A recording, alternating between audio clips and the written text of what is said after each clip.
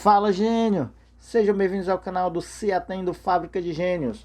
Meu nome é Arthur Felipe e sou o professor de vocês de Power BI aplicado à saúde, aqui no curso oferecido pelo Fábrica de Gênios e pelo Se Atendo. Infelizmente, nessas duas últimas semanas, eu passei por alguns problemas e infelizmente não consegui gravar as aulas do conteúdo do curso, mas estou de volta aqui e vou tentar ao máximo estar lançando as aulas aí ao longo dessas próximas semanas, beleza?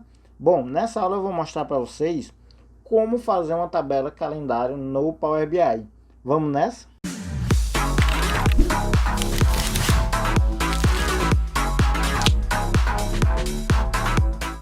Aqui estou com o Power BI aberto com o último projeto que a gente desenvolveu, que foi o layout, né, lá no nosso Illustrator e no PowerPoint.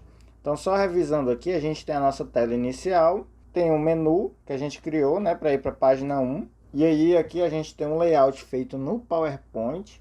Aqui eu tenho o que? Quais são as informações? A quantidade de confirmados, o percentual de confirmados, óbitos e o percentual de óbitos. Perfeito?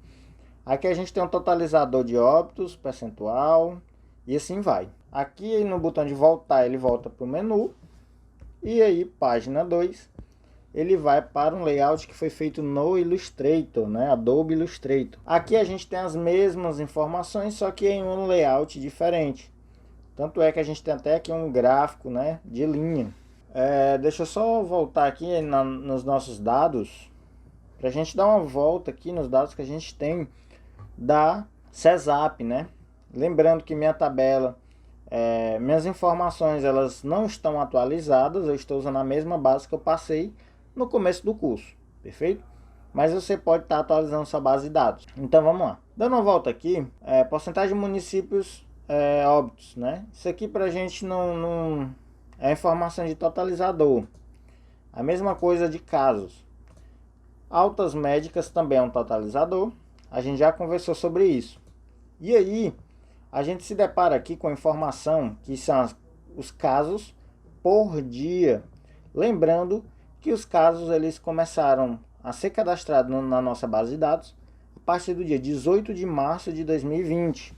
E o último registro que eu tenho é de 28 de junho de 2020. Perfeito? Então ele realmente não está atualizado, mas é só atualizar o arquivo Excel e atualizar aqui no Power BI em página inicial, atualizar, que aí ele vai dar certo, perfeito? O que a gente tem aqui nessa nossa tabela?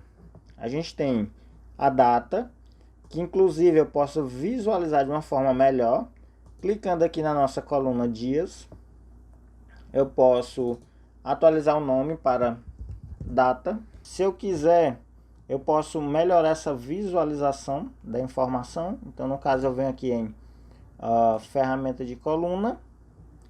E aí a gente tem aqui, ó, que ele é um tipo de dado do tipo data. De onde é que ele vem? Do meu banco de dados chamado dados. E o formato de visualização dele é assim, ó, né? Se eu clicar na setinha aqui para baixo, ele vai mostrar o dia da semana, o dia, o mês, o ano e assim vai. Eu não quero nesse formato, eu quero no formato dia, mês e ano. Então basta você clicar aqui no formato que você quer, que ele vai atualizar aqui na minha base de dados. Professor, isso interfere em alguma coisa? Não interfere. Mas se você estiver relacionando essa tabela com uma outra tabela que também tem data, se ele estiver naquele formato, não vai conseguir relacionar com outra tabela que esteja nesse formato, né? Então, você tem que padronizar seus dados, suas informações. Então, a gente vai deixar nesse formato de data para que a gente possa, né, deixar padrão. E aí eu vou relacionar essa coluna aqui com uma coluna também chamada de data, só que é de uma outra tabela, que vai ser uma tabela calendário que eu vou criar. Mas antes disso, vamos lá. Eu vou em visuais, vou criar aqui a nova página. E aí a gente vai fazer o seguinte, eu vou maximizar aqui visuais e campos. Vamos ver aqui os casos por dia. Bora montar aqui uma tabela para a gente conseguir visualizar, né? Então vou pegar aqui a data. Lembrando que se eu pegar a data, ele vem dessa forma, né? Então eu vou pegar aqui por dia. Tá aqui o dia, ó, mês e ano, por exemplo, né? E aí eu vou pegar o quê? De tudo isso aqui da minha data, eu vou pegar, por exemplo, confirmados, né? Então, dia 1º de abril de 2020, 1º de maio. Aqui dá para ver que ele está ordenando por dia, né? Lembrando que se eu quiser alterar essa ordenação, basta eu vir aqui nos 3 pontos, classificar por, ó, tá por ano. Eu posso pegar por mês, que aí ele vai pegar por ordem alfabética aqui, né? Enfim, então assim, você passa por N problemas por estar utilizando um campo de data aqui no na nossa base de dados diretamente. Um outro problema que eu queria mostrar para vocês é o seguinte.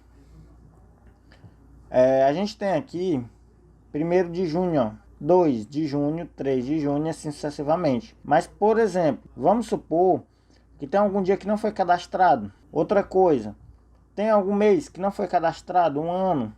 Então, eu não vou saber qual foi esse mês visualmente, porque eu não tenho esse mês aqui no meu banco de dados. Então, eu não sei se, por exemplo, mês de junho terminou no dia 28, ou teve dia 29 e 30. Eu não sei. Então, aqui a gente não tem, o que eu quero dizer? A gente não tem todas as datas do nosso calendário, perfeito? Eu não tenho todos os dias, eu não tenho todos os meses, eu não tenho todos os anos, eu não tenho os trimestres e assim sucessivamente. Claro que você não vai montar uma base de dados de calendário pegando desde o ano 1 até 2020, né? Porque isso aí é exagero. Então a gente pega da menor data mais viável, 2015, para o coronavírus, não vale a pena. Então melhor pegar 2019, pega 2020 e pega 2021, por exemplo. Outra coisa, você não precisa ir em nenhuma API, baixar da internet ou algo do tipo para criar uma tabela calendário. Aqui no Power BI você tem várias funções de data que dá para a gente utilizar para poder criar uma tabela calendário, né? Então, pessoal, eu montei aqui um arquivozinho no Docs, que eu depois vou até compartilhar com vocês. Só para revisar, a gente tem aqui a sintaxe do DAX, né? Funções DAX, que a gente tem o nome da nossa medida ou coluna. Aqui é uma atribuição para dizer tudo que está à esquerda vai ser dessa medida ou coluna. O C aqui é o que? É a nossa função DAX, no caso aqui é o sum, é um somatório. Aí ele abre e fecha o parêntese, né? E aqui dentro eu vou ter o que? A minha tabela e a minha coluna dessa tabela. Ou seja, eu estou dizendo para ele que essa medida ou coluna total sales vai receber o somatório da coluna sales amount da tabela sales. Perfeito? Então é mais ou menos isso aí, a sintaxe de uma função DAX. Para a tabela calendário, né, a gente tem várias funções de data. Por exemplo, a gente tem a função day, né? A função day, ele vai retornar o quê? Eu passo para ele uma coluna, certo? Essa coluna aqui vai ser da minha tabela calendário e é a coluna data, perfeito? Então, quando eu passo uma data para minha função day, ele me retorna apenas o dia, certo? Só o dia. Month me retorna o mês. E o year me retorna o ano daquela data, perfeito? Então são 3 funções extremamente úteis. O today, ele vai me trazer o dia de hoje. O weekday, ele vai me retornar o dia da semana, que é segunda a domingo. Lembrando que dia 1º é segunda e 7 é domingo. Então você tira, né? 1 é segunda, 2 é terça e assim sucessivamente. O weeknum, ele me retorna a semana do ano, certo? Ou seja, vai de 1 a 52.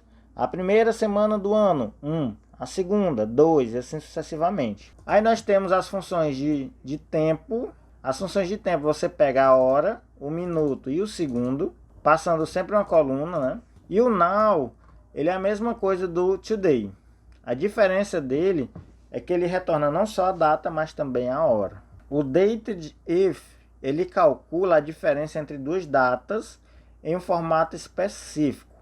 Então, por exemplo, quando eu quero saber, primeiro eu passo a minha tabela calendário, né, minha coluna, data, e aí eu quero saber o seguinte, qual é a diferença entre duas datas de hoje em anos para uma outra data. E aí, esse date de if vai me retornar. Por exemplo, eu quero saber quanto tempo um cliente está atrasado. Então eu pego a data de hoje, passo para ele aqui também a data que ele começou a atrasar, né? Que é a primeira data que era para ele ter pago. E aí ele vai me retornar isso em anos ou em dias. Aí você bota aqui day, né? Em horas, minutos e assim sucessivamente. Por fim, pessoal, a gente tem aqui funções de calendário. A gente tem um date.